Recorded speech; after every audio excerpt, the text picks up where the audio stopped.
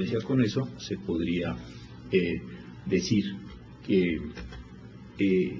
su único propósito es explicar estas condiciones. Es decir, se tiene que manejar la condición voluntaria. Creo que esa es la interpretación conforme que se podría salvar. Yo de cualquier forma voy a votar en contra, pero estaba aportando algún elemento a la discusión. Señor ministro Franco González. Había pedido la palabra el señor ministro. Por favor. Sí, yo también voy a votar en contra porque, bueno, aún aceptando la sugerencia muy atinada, la participación, la aportación del Ministerio Consejo, que hay otro problema, que es el relativo a que el Consejo se integra por, y eso no hay manera de resolverlo en una interpretación conforme. Por lo tanto, yo votaré también con el proyecto.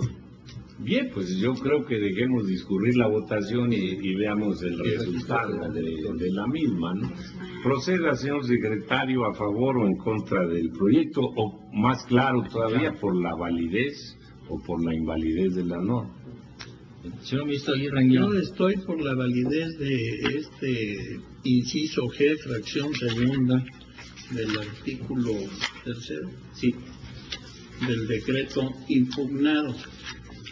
Tiene una redacción desastrosa, pero ese es otro tema. Señor ministro Cosío Díaz. Yo estoy en contra. Por la inconstitución. Por la invalidez con el proyecto original de la señora ministra. Señor ministro Franco González Salas. Por la validez con la interpretación conforme que tan amablemente precisó el ministro Cosío, porque fue exactamente lo que dije. Gracias. Señor ministro Góngora Pimentel. Con el voto del señor ministro, don Sergio Salvador Aguirre Anguiano.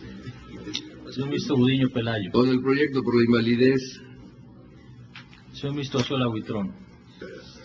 Con la interpretación conforme, y pienso que a la expresión se integra por también se le debe dar interpretación conforme, es decir, solo en las condiciones que se dan en el inciso respectivo cuando se habla de este funcionario.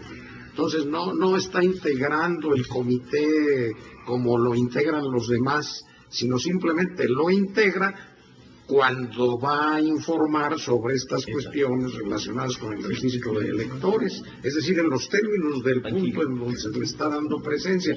Esto no quiere decir que yo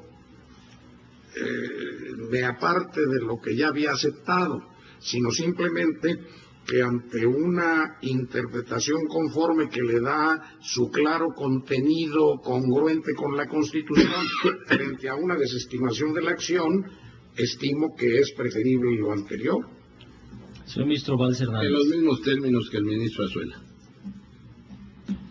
Señor ministro Sánchez. Yo también, ante una desestimación de la acción, prefiero esta interpretación conforme.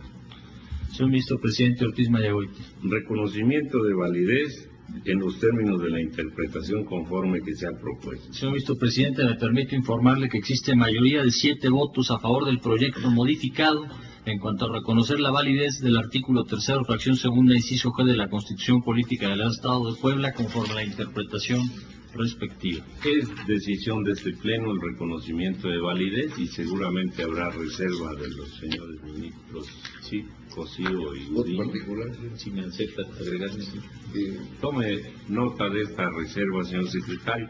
Señor ministro, ha pasado la 1 de la tarde y nos queda solo un tema. Yo le sugiero que lo terminemos de discutir antes de hacer el receso. Seguimos. Gracias, presidente. Ahora viene la impugnación del artículo 4, fracción tercera, primer párrafo de la Constitución del Estado de Puebla. El Partido de la Revolución Democrática aduce que el artículo 4, fracción tercera, primer párrafo de la Constitución del Estado Libre y Soberano de Puebla contraviene los artículos 41, fracción quinta y 116, fracción cuarta, inciso B de la Constitución Federal en cuanto a los principios rectores de certeza y objetividad, ya que existe un exceso de atribuciones que se le pretende dar a la autoridad electoral local, puesto que se deja la legislación secundaria, la cual aún no se ha emitido, determinar las bases que se seguirán en materia de fiscalización de los recursos de los partidos políticos, el Instituto Federal Electoral y el Instituto Electoral del Estado de Puebla, vinculando de manera obligatoria al primero en esta materia.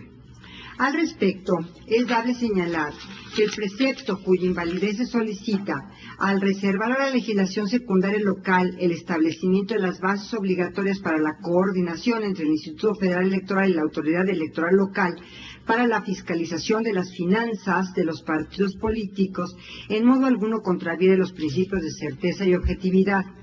Por otra parte, como se ve, este precepto fundamental deja a las entidades federativas en la posibilidad de que en ejercicio de su autodeterminación legislativa instituyan las bases a que se refiere, ya sea en sus constituciones o en sus leyes ordinarias. En este orden, es dable señalar que el hecho de que en el numeral combatido no se hayan desarrollado tales bases, sino que únicamente contenga el reconocimiento a nivel constitucional local de la instauración de las bases obligatorias que para la fiscalización de las finanzas de los partidos políticos deberán llevar a cabo las autoridades electorales federal y local, no lo hace inconstitucional por violación a los principios rectores señalados. Por el contrario, brinda la seguridad de que en la ley secundaria se establecerán dichas bases, con lo cual, en principio, evitará conflictos en la forma de fiscalizar las finanzas de los partidos políticos. Por lo tanto, lo procedente, propone el proyecto, es reconocer la validez del artículo 4, fracción tercera, primer párrafo de la Constitución Política del Estado de Puebla, y con esto, señor ministro, son todas las impugnaciones. ¿Alguien de los señores ministros está en contra de la propuesta? Entonces, de manera económica, les pido voto favorable para esta parte del proyecto. Señor ministro presidente, me permito informarle que existe unanimidad de votos a favor del proyecto en cuanto propone reconocer la validez del artículo 4, fracción tercera, párrafo primero de la Constitución Política del Estado de Puebla. Reservo la declaración de asunto resuelto para después del receso que decretaré en este momento. Faltan los efectos. Sí, señor ministro. Estamos proponiendo también que esta Suprema Corte, que está facultada desde luego para determinar la fecha en la que producirán sus efectos las sentencias que se dicten en este medio de control constitucional, se establece que las declaratorias de invalidez decretadas en esta ejecutoria surtirán plenos efectos a partir de que la presente resolución le sea notificada al Poder Legislativo del Estado de Puebla. ¿De acuerdo con esto, señor ministro? Señor presidente. Sin embargo, sí pienso que es conveniente el hacer mención expresa a lo de la fecha relacionada con el tercero transitorio, porque ahí se declara la invalidez y eso amerita que se haga una rectificación en ese sentido. Hago al menos el planteamiento porque queda como muy abierto y yo pienso que sí convendría en los efectos señalar para que se corrija la fecha. Si les parece bien, lo dejamos para después del receso. Creo que lo comentamos después del receso. Instruyo al secretario para que acomode la redacción de los puntos resolutivos a las votaciones que hemos tenido a lo largo de la discusión de este asunto. Y este punto de los efectos lo discutiremos cuando regresemos después del receso que ahora decreta.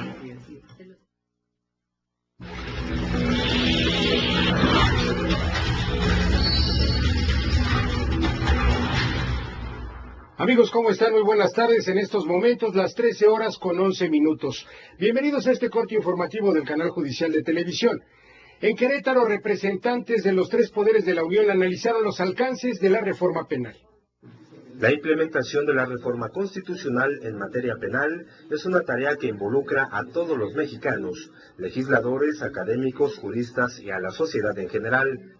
Así lo señaló el ministro de la Suprema Corte, Juan Silva Mesa, durante su participación como moderador en el primer panel de análisis del Simposio Nacional sobre la Reforma Constitucional en materia penal que se realiza en Juriquilla, Querétaro.